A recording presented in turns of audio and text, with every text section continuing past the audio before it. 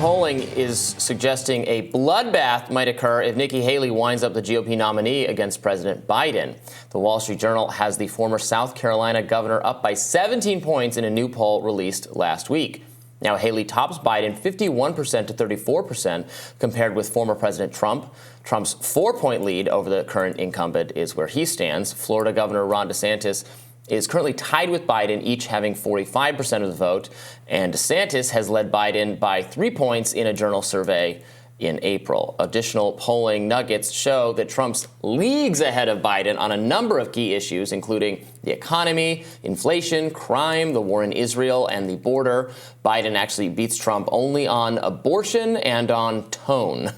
These numbers come as just 23% of voters say Biden's policies have helped them personally, while 53% say they have been hurt by those policies. About half of voters say Trump's policies helped them personally, much more than the 37% who say that they were hurt.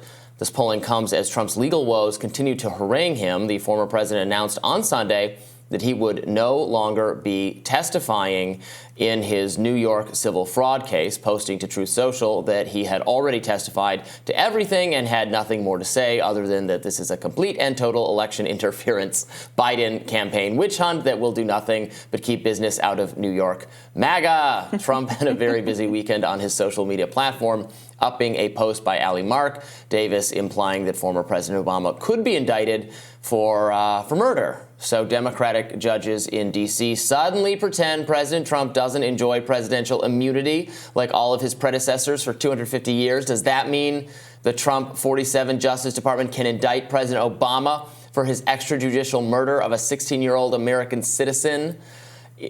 So there is that, of course. Poll numbers for Nikki Haley are interesting in a general election matchup with Biden. For a while now, it seems like, you can, whatever you think of her policies, it seems very clear that she was wildly ahead. She's by far the most likely to defeat Biden. 17 points. That's incredible. It's incredible. I mean, if your motivation, what you thought was the number one priority in the United States of America as a Republican was getting Joe Biden out of office, electing a Republican to replace him, you would have to get behind Nikki Haley at this point. Now, things can change. Continued exposure to the public can obviously change people's fate. We saw that with Ron DeSantis. But she has been on an upswing throughout this presidential primary process. For the general. Right. Yeah, but no, she's been on an upswing polling-wise through the primary process, where someone like Ron DeSantis started out at a high that seems implausible when you think about it now, and has only been downhill since then. Now, she is not obviously as high, anywhere close to catching Donald Trump, but it is notable that if the argument is exposure can make people look worse over time, that has not been the case for Nikki Haley. That might be because she started out so low, she had nowhere to go but up. But regardless, that's where she is right now. But the thing is, I think the big difference between Republicans and Democrats is Republicans don't think their biggest priority in the world is knocking Joe Biden out of office as much as it is electing Donald Trump. On the other side of the equation, Democrats who purport to believe that preventing Trump from being elected is the most important thing in the world are looking at these numbers and saying, no matter what, I'm sticking behind Joe Biden. So the latest numbers from Iowa are very interesting. This is a poll that was conducted last week, I believe, has Trump at 51. So this is just Iowa. I keep saying Ohio, just Iowa. Trump is at 51%, so he's by massively ahead. Then DeSantis is in second with 19%, and he's actually gained 3 points in Iowa. He's been running a very Iowa-focused strategy that is a good strategy. Haley has about 16%, Ramaswamy 5%, Christie 4%. So, it is, on some level, it is the case, going back to what I said at the very beginning of this whole thing, that if there's like one person against Trump, they might have some kind of chance. Because if you add up all the non-Trump people, you do have something. You're getting pretty close to the Trump number. Now, there's all sorts of ways to quibble with that. Maybe the 5 that Ramaswamy's getting actually that belongs to Trump rather than the other people. But if you add DeSantis, Haley, and Christie together, you're getting close to there. So is it split where he wouldn't be so wildly ahead if they weren't split this way? I also think that some of the Ron DeSantis people, I know that seems hard to wrap your brain around, but are for Trump. I've seen enough interviews with people, especially Floridians, who say, I wish they could both be president. I wish they could be on the same ticket. I like them both. And it really is the campaign that's forced them to be at odds with each other. They're both popular in the state. Yeah, could be the case. So I don't know. But obviously they have, both DeSantis and Haley have a reason to stay in if their ultimate strategy is not really to defeat Trump at the ballot box, but to hope that some kind of calamity occurs given the legal situation, which we talked about a little bit there. Well, speaking of the legal situation, I mean, some people are having a field day, not with the news that Trump was declining to testify, in part because he had been so specific and confident about his willingness to do so, and not just him, but his interlocutors. We have a clip here the liberals were having a good time with over the weekend from his attorney. Let's take a look.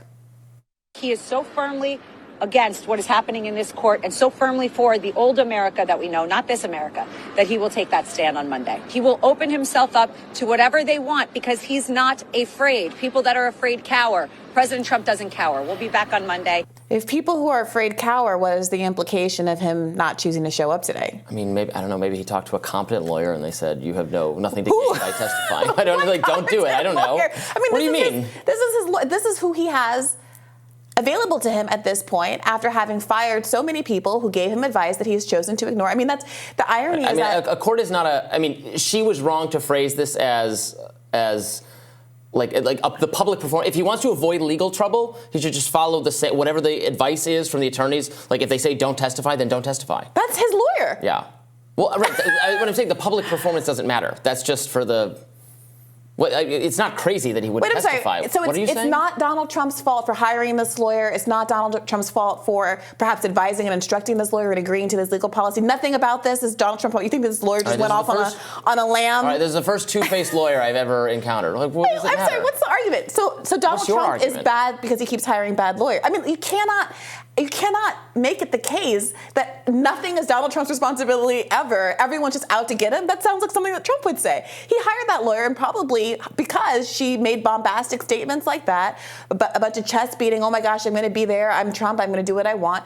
And I don't know what happened between then and now. Something very reasonable might have happened to make him make a different kind of decision.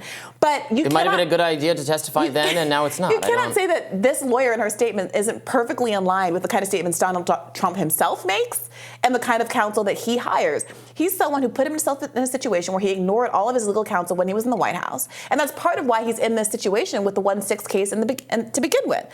He is responsible for getting himself into a place where respectable lawyers, if you want to say that the issue is that he's getting bad legal counsel, get ignored and dismissed by him. And he gets himself in a place where the only person who will work for him is Rudy Giuliani. Well, I don't understand why it matters. I don't get it. He probably shouldn't testify. I don't know the exact parameters of the case, but not testifying is often the right choice. Well, it's also worth noting that maybe I guess he shouldn't have promised, but also he shouldn't have promised it. So he made a mistake. Let's just say that Trump made a mistake. He made a mistake, and now he has to eat crow because his legal counsel went out into the world. Okay, he doesn't care. Whatever. He has to eat crow, and people are going to make fun of him because he sent his counsel out into the world and didn't just say he's likely to appear on Monday. He plans to appear on Monday, but only cowards don't appear in court, and now he has to live with the moniker that he came up with for himself. Seems like resistance wine mom excitement or something. Okay. I don't know. Like, aha, we got him in a hypocrisy. Take that, Trump. It's just, I mean, I don't know. Are we in a world where we can't just say this is obviously embarrassing and then move on? Like, I don't. All right.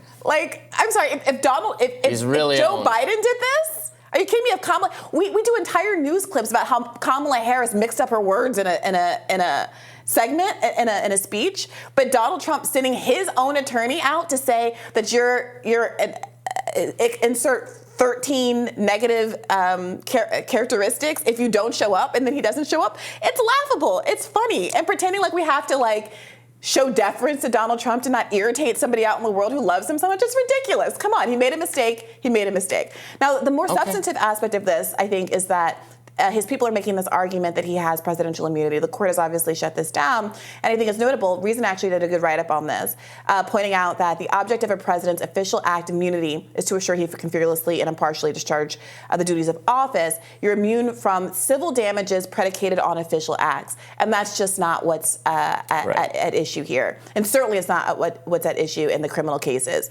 So I get why they're making that argument. It's not a great one. Maybe it's also one that was advised by his counsel, which you don't have a lot of confidence in. And I also wouldn't have a lot of confidence incompetence based on the performance we saw in that clip. Yeah, I want everybody to be able to sue the president for their harmful policies, for inflation, for regulation, for invading other countries. So I don't want like broader or more robust presidential immunity. That doesn't immune to the citizens, the taxpayers' benefits. Yeah. So let's be careful, right-wing people, about which is, I guess, was the point of what that commentator said about like finally holding Obama accountable for multiple we mass should do murder that, or but that's whatever. more accountability, not less accountability. More accountability, not less accountability. We agree on that. All right, more Rising for you right after this.